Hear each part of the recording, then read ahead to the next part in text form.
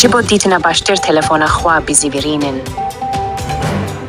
Please rotate your phone for a better view and experience.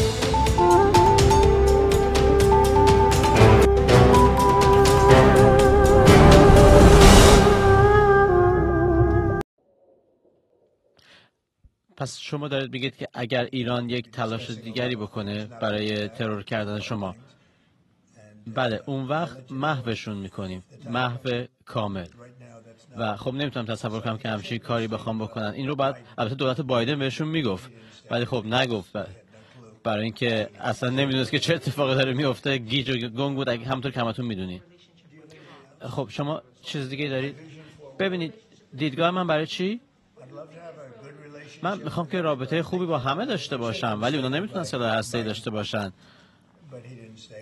تنها چیزی که خیلی مهمه و همیشه گفتم، نمیتونن سلاح هسته‌ای داشته باشن. سوای اون خب اگه بخوان خیلی اصرار کنن براشون سخت خواهد شد. کسانی هستن در رهبری اونها، شاید میدونید شاید نمیدونید، ولی خیلی هستن در رده‌های بالای رهبری ایران که نمیخوان، به همین دلیلی که نمیخوان سلاح هسته‌ای داشته باشن.